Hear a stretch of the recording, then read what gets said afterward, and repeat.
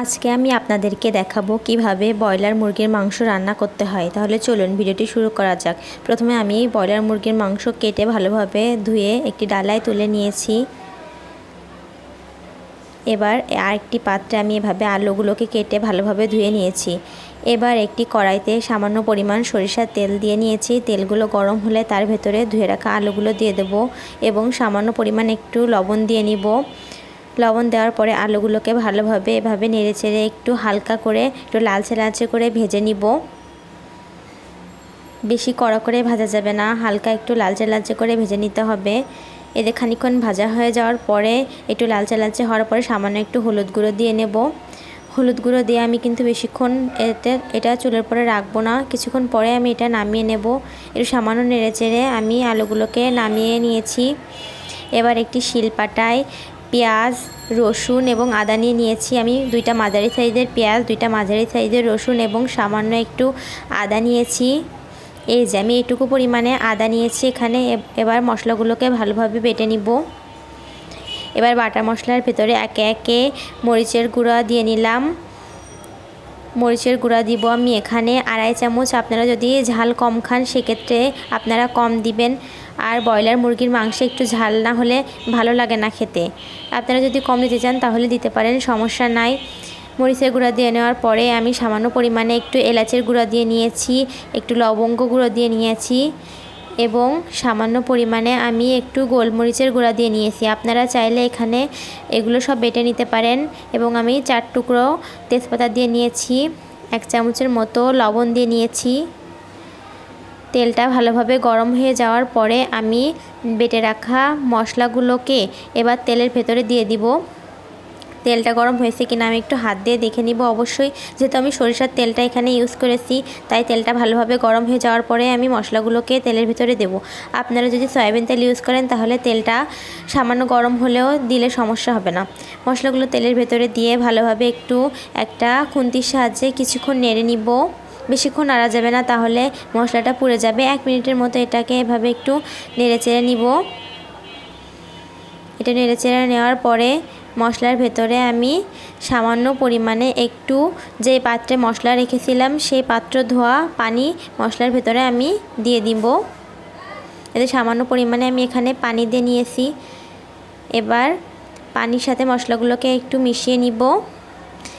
এবার আমি পানির ভেতরে একে একে 1 চামচ হলুদের গুঁড়া, 1 চামচ জিরা গুঁড়া, 1 চামচ দারুচিনি গুঁড়া এবং 1 চামচ গরম মশলার গুঁড়া 1/2 চামচ দিয়ে নিয়েছি।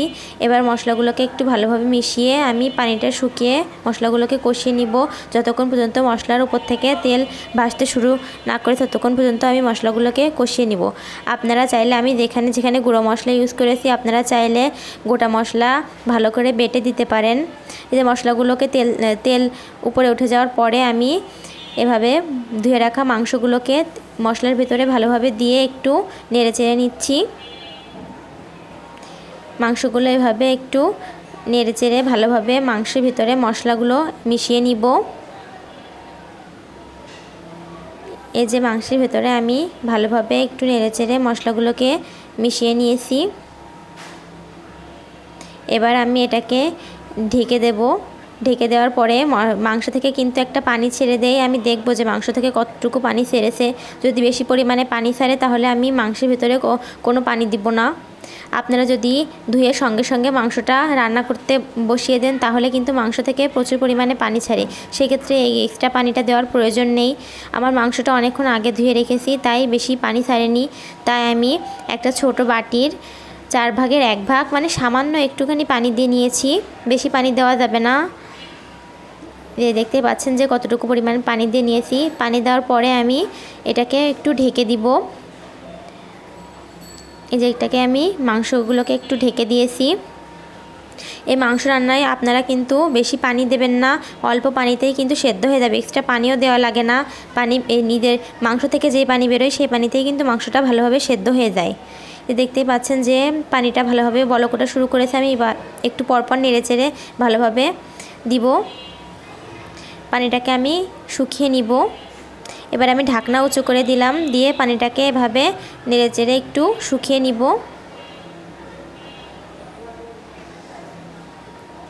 এমনভাবে মাংস রান্না করলে যারা ব্রয়লার মাংস খেতে পছন্দ করে না তারাও অবশ্যই খাবে, একবার চেষ্টা করে দেখবেন। আর অবশ্যই আমাকে কমেন্ট করে জানাবেন যে কেমন হয়েছে। এই যে দেখতেই পাচ্ছেন যে পানিটা কিছু শুকিয়ে গেলে আমি ভেজে রাখা আলুগুলোকে মাংসের ভেতরে দিয়ে দিব।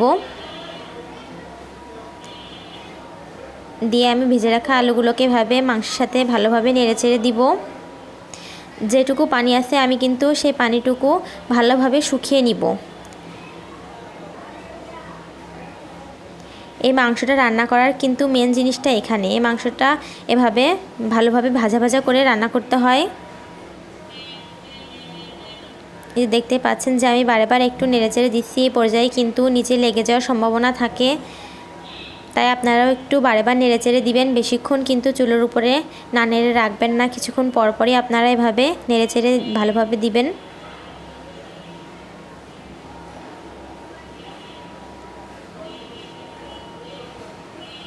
দেখতে পাচ্ছেন যে আমি কিছুক্ষণ পরপরই এভাবে নেড়েচেড়ে দিচ্ছি। এভাবে কিন্তু মাংসটা নেড়েচেড়ে আমি পুরো ভাজা ভাজা করে নিব। কিছুক্ষণ পরপরে আমি নেড়েচেড়ে দিব। এই যে মাংসের সাথে আলুগুলোকে এভাবে আমি ভাজা ভাজা করে ফেলছি। আর কিন্তু এখানে আমি কোনো পানি দিইনি, যে পানিটা প্রথমে দিলাম ওই পানিটাই ভালোভাবে শুকিয়ে নিয়েছি। এই যে মাংসগুলোকে এভাবে ভাজা ভাজা করে নিচ্ছি। মাংসটা যতই এভাবে ভাজা ভাজা করবেন ততই কিন্তু খেতে ভালো লাগবে আর মাংসটা গলে যাবে না। অনেক ক্ষেত্রে দেখা যায় যে ব্রয়লার মুরগি রান্না করার পরে মাংসগুলো গলে যায়। গলে যাওয়ার একটাই কারণ যে অনেক বেশি পরিমাণে পানি দিয়ে মাংসটা সেদ্ধ করা। তাই আপনারা মাংসে পানি না দেওয়ার চেষ্টা করবেন। যদি পানি একেবারে না বেরোয় তাহলে আমার মতন অল্প একটু সামান্য পানি ব্যবহার করবেন।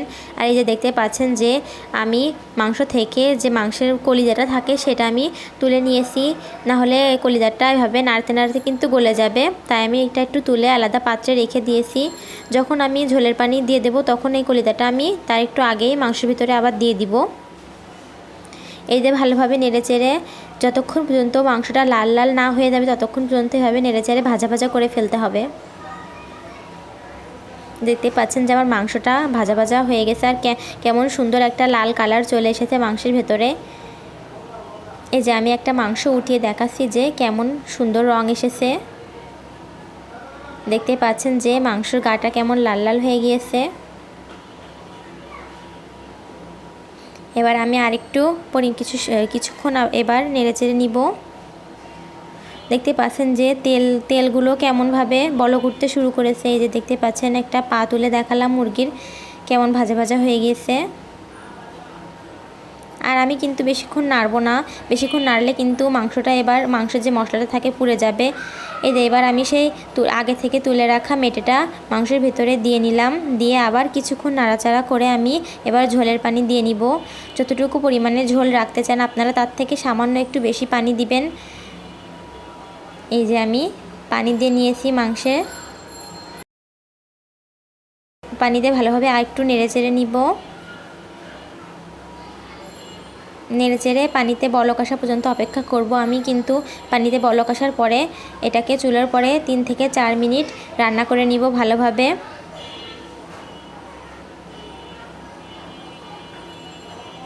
আপনারা ভাবতে পারেন যে আলু দিলাম, তার আলু দেওয়ার পরে তো কোনো পানি দিইনি, তাহলে আলুটা সেদ্ধ হবে কি না। আলুটা কিন্তু ভাজা ভাজা করার সময় সেদ্ধ হয়ে গেছে। দেখতে পাচ্ছেন আমি একটা আলু কেটে দেখালাম। এই যে এবার আমি ঢাকনা দিয়ে ঢেকে নেব এবং 3 থেকে 4 মিনিট আমি এটাকে রান্না করে নিব ভালোভাবে। এই যে 3 থেকে 4 মিনিট পরে আমি একটু ঝোল চেখে দেখব যে লবণ ঠিক আছে কি না। যদি এই পর্যায়ে আপনাদের লবণ কম মনে হয় তাহলে একটু লবণ দিয়ে নেবেন। যে আমার একটু লবণ কম হয়েছিল তাই আমি সামান্য পরিমাণে লবণ দিয়ে নিলাম। আর এই পর্যায়ে আমি একটু সামান্য পরিমাণে জিরা গুঁড়ো এবং সামান্য পরিমাণে গরম মশলা গুঁড়ো দিয়ে ভালোভাবে একটু নেড়ে নিলাম। আবার কিছুক্ষণ 1 মিনিটের মতো ভালোভাবে বলক তুলে নিব। দেখতেই পাচ্ছেন যে মাংসটা এখন তৈরি হয়ে গিয়েছে প্রায়। এবার মাংসটা নামিয়ে নিলে রেডি। দেখতেই পাচ্ছেন কত সুন্দর কালার চলে এসেছে।